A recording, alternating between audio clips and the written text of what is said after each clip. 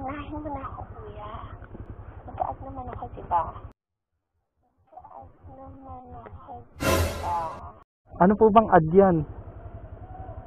Ikaw, kung anong gusto mong additional. Ay, Ikaw.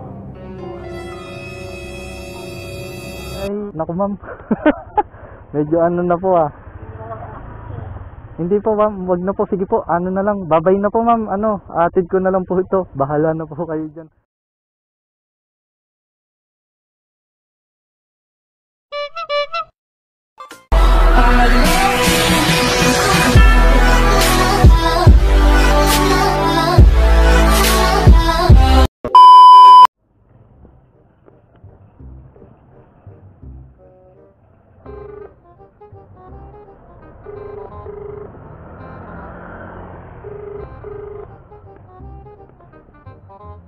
Hello ma'am, lalamove po. Hello po. Hello. Yes po, kuya. Ma'am, nandito na ako sa may malapit po sa barangay, tapos may covered floor, tapos main road lang po, may paka-diretso. Saan po yung sa inyo? Kuya, pangatlong kanto, tapos kakaliwa ka. Okay then, po. Pang-limang bahay po kami. Kulay red na gate. Pangatlong kanto. Dito lang po ako dadaan sa main road. Yes po, diretso lang. Tapos pangatlong kanto, kaliwa. Then, pang-limang bahay sa kanan. Okay po ma'am, punta na po ako. Ay, wait lang kuya kasi Ano po? hindi po ako eh. Wait a minute! Who are you?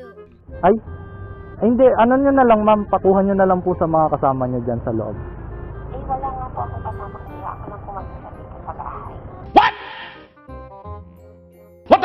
Ay, ganun. Ay, paano kaya ma'am? Matagal po ba kayo? Ako maligo eh. Ano po? Kaka-umpisa ko lang pumaligo kuya.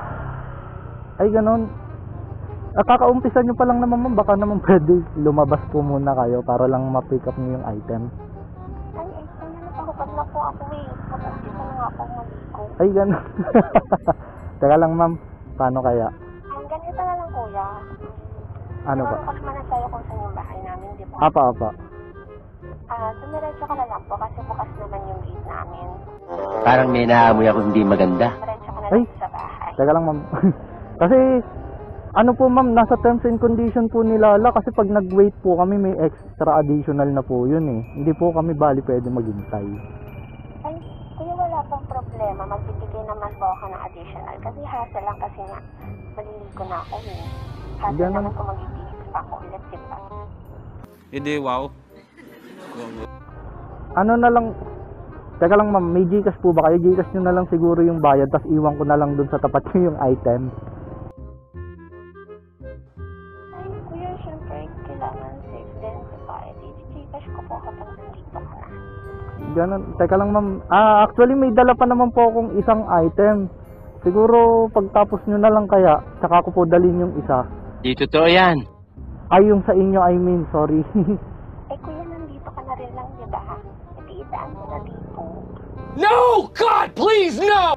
Teka lang po ma'am, kasi paano po ba yan? Sige na, kuya, pumasok ka na lang sa bahay. Willing naman ako mag-add kahit magkano pa yan. Huwag mong subukan. Masisira ang buhay mo. Teka lang ma'am, oo nga po. Kaya, kaso nga lang kasi mag-isa lang kayo dyan. Nakakahiya naman ma'am. Parang ang awkward lang po. Wala naman yung problema, kuya. Ako naman yung nag-instruct sa'yo. Hindi, wow. Kahit na ma'am, kaso nga lang po, medyo ayoko lang po ng ganun ma'am. Ano na lang, iwan ko na lang po siguro yung parcel kahit wag nyo na lang pong bayaran. Okay lang po. Paano kung may ibang kumuha niyan? Hindi po. Ano po ba itsura nung ano niya? May bakuran po ba kayo? Ano ko na lang, ibabato ko na lang po doon. Ka nasisira, ulo. Ay, kuya, wag. Kailangan ako mismo mag-receive niyan. At pinapapasok ko sa bahay. Mag-isa nga lang po kayo kasi dyan ma'am eh. Nakakahiya. Kuya, ako naman yung nagsabi sa'yo, di ba? Kahit na ma'am, ano ba yan?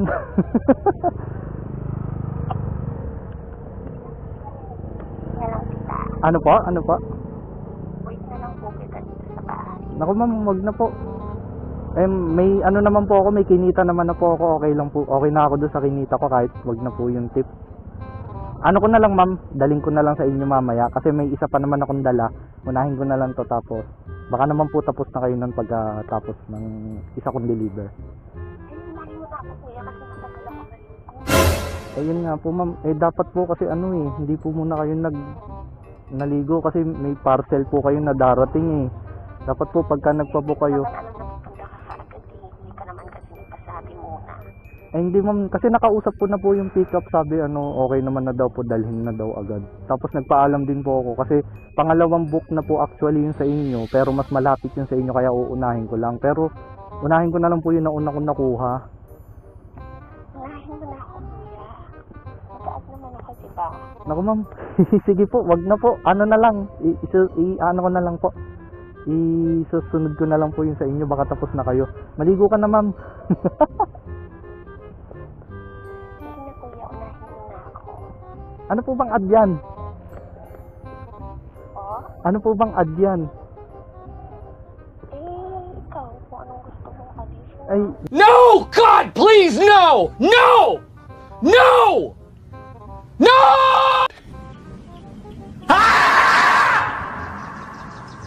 naku ma'am. Medyo ano na po ah. Hindi po ma'am, wag na po, sige po, ano na lang, babay na po ma'am, atid ko na lang po ito, bahala na po kayo dyan. Siguro po, daling ko na lang po yung parcel nyo, babato ko na lang po sa bakuran nyo kahit wag nyo na po akong bayaran. Na-instruct nyo naman na po, bali pangatlong kanto, kakaliwa ako po, tapos unang kanto kanan, pang 5 bahay. Alam ko naman na po, sige po.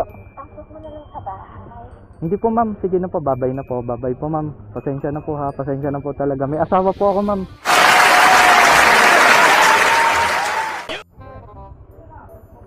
Babay po. Hindi mo malalaman kuya. Hindi po, ala po akong pakialam ma'am, may asawa po ako. Pasensya na po, babay po.